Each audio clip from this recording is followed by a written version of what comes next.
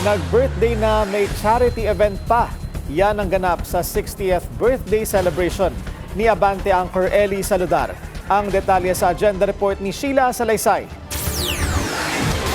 Naging isang makabuluhan at high-energy na selebrasyon ang ika-60 na kaarawan ng Abante anchor na si Ellie Saludar, na hindi lamang ipinagdiwang sa tradisyonal na paraan, kundi sa pamamagitan ng isang espesyal na golf charity tournament na layuning makatulong sa mas malaking adhikain para sa kabataan at sports development.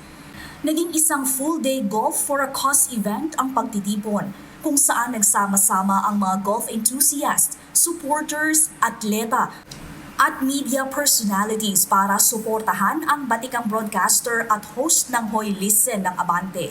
Dumalo ang ilang kapwa mamamahayag at kilalang personalidad tulad nina Patricia Hizon, Igan Arnold Clavio, Alex Santos at Vince Hizon na nagbigay ng dagdag na kulay at prestige sa naturang event.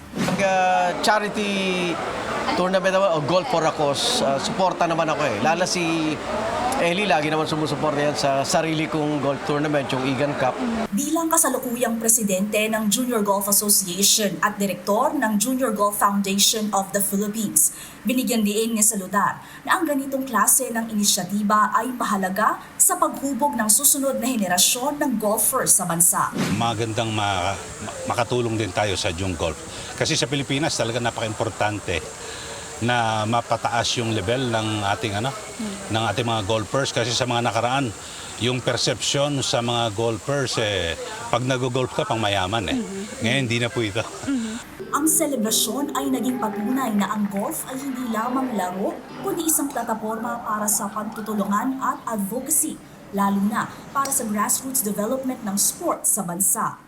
Para sa agenda, Sheila Salaysay, Billionaire News Channel. Manatiling nakatutok sa Billionaire News Channel. Sumubaybay sa aming social media accounts at mag-subscribe sa aming YouTube channel para sa mga eksklusibong balita at storya.